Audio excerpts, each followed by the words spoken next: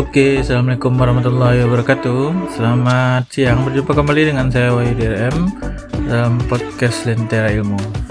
Selamat datang kembali di podcast Lentera Ilmu, yang dimana podcast kali ini kita akan membahas mengenai beberapa cabang keilmuan, dari misalnya ada kepegiarian, ada psikolinguistik, ada psikologi, ada yang terbaru ini kita membahas mengenai kesastraan atau literatur ya.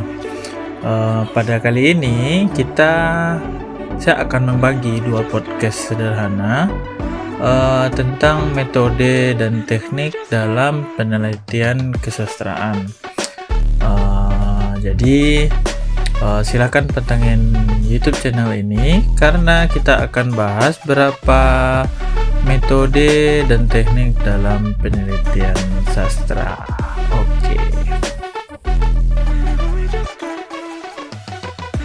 Secara sederhananya, metode itu dianggap sebagai cara, strategi, atau memahami realitas, dan langkah-langkahnya yang sistematis berguna untuk memecahkan rangkaian sebab akibat dari masalah atau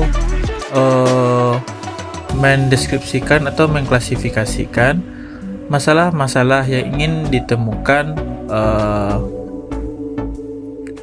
pucuk dari masalah atau keinginan yang akan diungkapkan dari masalah tersebut. Banyak yang sering menyalahartikan bahwasanya metode itu disamakan dengan metodologi. Metode itu lebih kepada sifatnya adalah prosedur atau cara, sedangkan metodologi sifatnya itu lebih seperti mengenai ilmu, mengenai metode.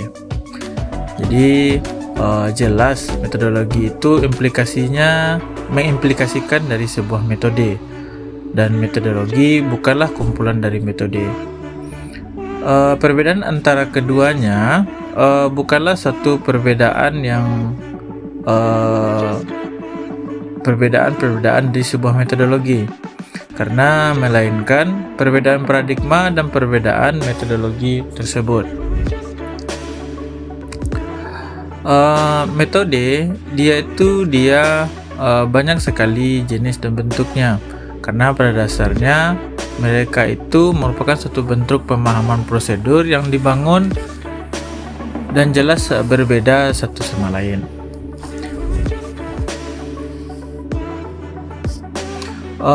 Ada beberapa metode yang akan kita bahas kali ini yang berhubungan dengan metode dalam penelitian kesastraan. Metode ini merupakan satu bentuk beberapa strategi untuk memahami sebuah realitas, dan yang caranya adalah memperlihatkan atau memperhatikan bentuk-bentuk pendekatan yang berhubungan dengan objek. Jadi ada beberapa metode yang akan saya sampaikan pada kali ini. Yang pertama adalah metode intuitif. Metode ini sering dianggap sebagai kemampuan dasar manusia dalam upaya memahami unsur-unsur sebuah kebudayaan. Memahami sebuah kebudayaan jelas dengan pikiran dan perasaannya, yakni dengan intuisi, penafsiran unsur-unsur, sebab akibat, dan seterusnya. Perkembangan metode intuitif ini sejajar dengan perkembangan ilmu pengetahuan. Maka setiap komponen diperbaharui sekaligus disesuaikan dengan objek yang mudah untuk dipahami dalam mengambil metode ini dalam penelitian sastra.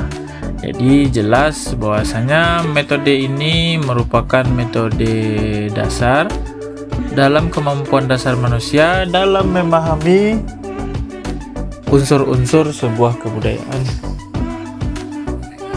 Yang kedua adalah metode hermeneutika. Hermeneutik baik sebagai menu maupun sebagai metode memegang peranan yang sangat penting dalam kajian filsafat. Dalam kajian kesastraan, pembicaraannya terbatas sebagai metode. Di antara metode-metode yang lain, hermeneutika merupakan metode yang paling sering digunakan dalam penelitian karya sastra. Secara etimologis, hermeneutika berasal dari kata hermeneun, yakni bahasa Yunani yang berarti penafsiran atau menginterpretasikan. Dikaitkan dengan fungsi utama hermeneutika sebagai metode untuk memahami agama, maka metode ini dianggap tepat untuk memahami karya sastra dengan pertimbangan bahwa di antara karya tulis, yang paling dekat dengan agama adalah karya sastra. Pada tahap tertentu, teks agama sama dengan teks karya sastra. Visi sastra modern menyebutkan bahwa dalam karya sastra terkandung ruang kosong. Di tempat itulah pembaca memberikan berbagai penafsiran.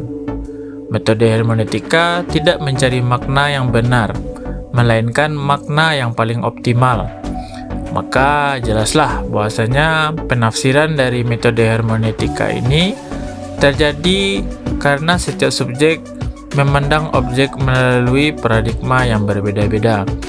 Oleh sebab itu, maka jelaslah metode ini mempunyai peranan yang sangat penting dan merupakan metode yang paling sering dan paling mudah untuk digunakan dalam penelitian karya sastra. Yang ketiga adalah metode kualitatif. Pada dasarnya sama dengan metode hermeneutika. Metode ini secara keseluruhan memanfaatkan cara-cara penafsiran dengan menyajikan dalam bentuk deskripsi. Dikaitkan dengan hakikat penafsiran, maka penafsiran ini merupakan penafsiran dalam metode yang diatasi oleh hakikat-hakikat fakta sosial. Artinya, fakta sosial yang digunakan sebagai fakta-fakta untuk menafsirkan sebuah subjek. Metode kualitatif memberikan perhatian terhadap data ilmiah. Data dalam hubungannya dengan konteks keberadaannya. Cara inilah yang mendorong metode kualitatif menganggap sebagai multimetode, sebab penelitian pada gilirannya melibatkan sejumlah besar gejala sosial yang relevan. Selanjutnya adalah metode analisis isi. Sesuai dengan namanya, analisis isi terutama berhubungan dengan isi komunikasi, baik secara verbal dalam bentuk bahasa maupun nonverbal, seperti arsitektur, pakaian, alat rumah tangga, dan media elektronik. Dalam ilmu sosial, isi yang dimaksud berisi masalah-masalah sosial, ekonomi, politik, termasuk propaganda. Isi dalam metode analisis isi ini terdiri atas dua macam, yaitu isi laten dan isi komunikasi. Isi laten adalah isi yang terkandung dalam dokumen dan naskah, sedangkan isi komunikasi adalah pesan yang terkandung sebagai akibat komunikasi yang terjadi. Isi laten adalah isi sebagaimana yang dimaksud oleh penulis, sedangkan isi komunikasi adalah isi bagaimana terwujud dalam bidang hubungan naskah dengan konsumen. Jadi, dapat kita ambil pemahaman bahwasanya metode analisis isi ini merupakan analisis isi yang terkandung dalam dokumen atau naskah, yang merupakan sebagai akibat komunikasi yang terjadi dan bagaimana hubungan antara penulis dan naskah itu dalam berkomunikasi sehingga terbentuklah apa yang ingin dimaksudkan secara eksplisit. Yang kelima adalah metode formal. Berarti adalah suatu bentuk metode dengan cara analisis dengan mempertimbangkan aspek-aspek formal, aspek-aspek bentuk, yakni unsur-unsur karya sastra. Tujuan metode formal adalah studi ilmiah mengenai kesastraan dengan memperhatikan sifat-sifat teks yang dianggap artistik. Ciri-ciri utama metode formal adalah analisis terhadap unsur-unsur karya sastra. Kemudian bagaimana hubungan antar unsur-unsur tersebut dengan totalitasnya, sehingga metode formal ini sama dengan metode unsur atau metode struktural, yang kemudian berkembang menjadi teori strukturalisme. Tugas utama metode formal adalah untuk menganalisis unsur-unsur yang berada dalam karya sastra tersebut. Jadi, Metode formal ini sama dengan metode struktural, yakni membahas mengenai unsur-unsur dalam karya sastra. Selanjutnya adalah metode dialektika. Secara etimologis, dialektika berasal dari kata dialektika, yang berarti cara membahas.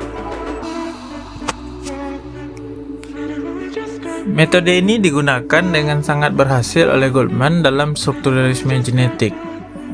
Secara teoritis, setiap fakta sastra dapat dianggap sebagai tesis, kemudian diadakan negasi. Dengan adanya pengingkaran, maka tesis dan antitesis seolah-olah hilang atau berubah menjadi kualitas fakta yang lebih tinggi, yaitu sintesis itu sendiri. Mekanismenya, dalam dialektika, unsur yang tidak satu tidak harus lebur ke dalam unsur yang lain. Individualitas justru dipertahankan di samping interdependensinya. Kontradiksi tidak dimaksud untuk menguntungkan secara pihak, tetapi justru merupakan awal penelusuran gejala berikutnya. Yang ketujuh adalah metode deskriptif analisis. Metode ini dilakukan dengan cara mendeskripsikan fakta-fakta yang kemudian disusul dengan analisis. Metode ini juga dapat digabungkan dengan metode formal atau metode struktural. Mula-mula data dideskripsikan dengan maksud untuk menemukan unsur-unsurnya, kemudian dianalisis, bahkan bisa juga diperbandingkan. Hal yang perlu dipertimbangkan adalah metode yang lebih khas merupakan metode yang utama. Misalnya metode formal atau analisisi kemudian dilanjutkan dengan metode yang bersifat umum. Selanjutnya adalah metode empiris. Kegunaan empirisme dalam ilmu sastra sebagian atau seluruhnya menolak kemutlakan yang begitu luas tanpa terkecuali. Yang dimaksud dengan pengamatan atau metode ialah metode atau pengamatan terhadap objek berupa karya sastra itu sendiri secara langsung. Dalam pengertian ini dapat diambil kesimpulan bahwa kemungkinan berulang-ulang akan dilakukan lagi oleh subjek atau peneliti lainnya terhadap objek karya sastra yang sama, sepanjang objek tersebut menarik minatnya untuk dibicarakan. Dalam ilmu pengetahuan alam, penelitian atau kemajuan yang lebih kemudian sepenuhnya berstandar memiliki ukuran-ukuran yang telah dihasilkan penelitian terdahulu. Dalam ilmu sastra, demikian pula pada ilmu sosial. Alat pengukurnya itu justru tidak mungkin diadakan.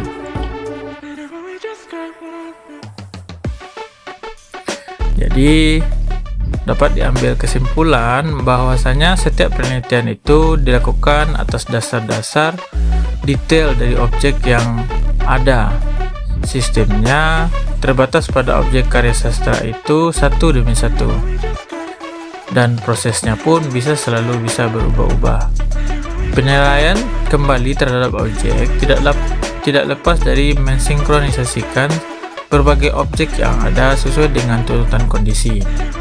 Karena kesimpulan yang selalu dicapai memiliki kolerasi dengan kondisi-kondisi sosial yang ada, maka metode ini merupakan satu metode yang dinilai sebagai metode yang objektif dari suatu hasil, terutama dari apa yang telah mereka deskripsikan dan mencapai suatu keunikan dan personalitas dalam karya yang dimaksud sesuai dengan kedalaman nilai dari permasalahan yang akan diteliti.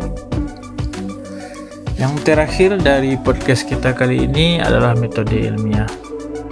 Pandangan yang umum dalam dunia ilmu adalah bahwa metode ilmiah harus memenuhi persyaratan tertentu. Metode dilakukan dengan langkah-langkah kerja yang diatur sebagian rupa, sehingga dalam memilih metode dan langkah-langkah yang tepat, maka peneliti harus memahami karakteristik dari objek kajiannya.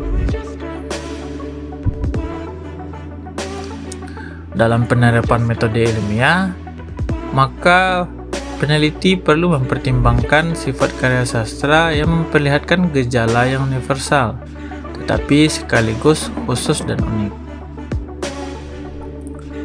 Keunikan karakteristik sastra pada suatu masyarakat merupakan keunikan suatu ciptaan karya sastra, membuat sastra memiliki sifat-sifat khusus. Karena karya sastra terbentuk untuk mengetahui segala sesuatu yang organik, maka tugas pembacalah yang untuk mengetahui segala kekaburan dari elemen yang berfungsi untuk membentuk kesatuan tersebut. Jadi dapat disimpulkan bahwa metode dan teknik dalam penelitian karya sastra itu semuanya hampir sama. Dari 9 metode ini dapat kita lihat bahwasanya apapun bisa digunakan oleh para peneliti sastra untuk mendeskripsikan atau memahami metode yang akan mereka gunakan. Dan dalam pemilihan metode, mereka juga harus menyesuaikan dengan jenis penelitian yang akan digunakan dalam meneliti karya sastra, baik itu berupa prosa, puisi, ataupun drama. Jadi dapat diketahui bahwasanya ada beberapa metode dalam penelitian karya sastra. Yang pertama berdasarkan intuisi, penafsiran, dan beberapa bentuk metode-metode dalam penelitian karya sastra berikutnya. Itulah bagian pertama dari metode dan teknik dalam penelitian sastra. Silahkan di like, di komen, serta di subscribe YouTube channel ini, dan semoga bermanfaat. Saya Wahyudi RM pamit. Assalamualaikum warahmatullahi wabarakatuh.